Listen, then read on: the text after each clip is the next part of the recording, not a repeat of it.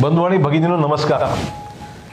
भारतीय जनता पक्षामध्ये प्रवेश केल्यानंतर आणि राज्यसभेवर माझी बिनविरोध निवड झाल्यानंतर काल मी प्रथमच नांदेड शहरामध्ये माझं आगमन झालं असताना आपण हजारोच्या संख्येने त्या ठिकाणी माझ्या स्वागतासाठी उपस्थित राहिल्याबद्दल मी तुमचे मनपूर्वक आभार मानतो।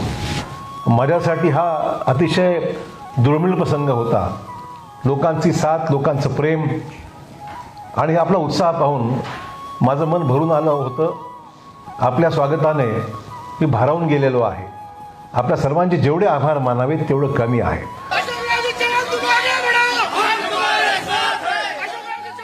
काल विमानतळावर संपूर्ण नांदेड जिल्ह्यातून सर्व जाती जमातीचे हजारो नागरिक उपस्थित होते। त्या डॉक्टर शंकरराव चव्हाण साहेबांना मानणारी मागच्या पिढीतील वडीलधारी मंडळी होती। भाजपचे नेते, पदाधिकारी, कार्यकर्ते होते। माझ्यावर प्रेम करणारे माझे जुने सहकारी होते। रस्त्यात ठिकठिकाणी शेकडो कार्यकर्ते मला शुभेच्छा देण्यासाठी 2-2 तास वाट बघत होते।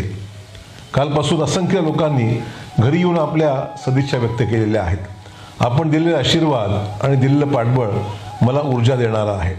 मित्रांनो, लोकांचं प्रेम आणि पाठिंबा हीच राजकारणातली सर्वात मोठी ताकद व सर्वात मोठी संपत्ती असते।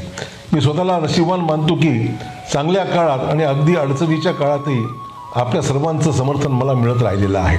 आज जे काही करण्याची संधी मला मिळाली आणि मिळत आहे ते केवळ आईवडिलांचे संस्कार आणि जनतेच्या आशीर्वादामुळेच आहे।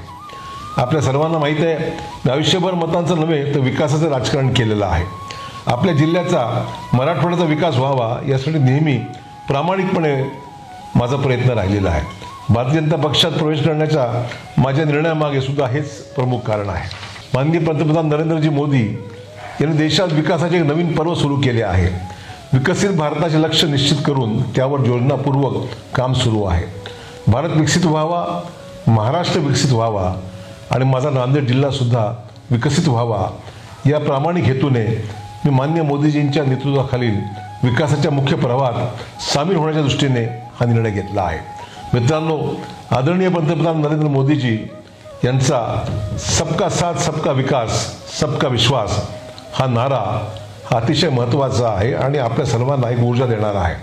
आपण मागील 38 वर्ष माझ्या कामाची पद्धत पाहत आलेला आहात। मी सुद्धा आजवर नेहमीच या धोरणानुसार काम केलेलं आहे।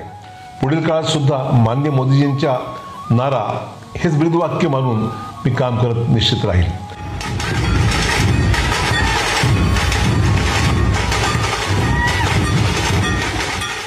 पुनश्च एकदा आपल्या सर्वांचे मनपूर्वक आभार। जय हिंद, जय भारत, जय महाराष्ट्र। आमच्या लोक जनसेवा चॅनलला लाईक करा, शेअर करा, सबस्क्राईब करा।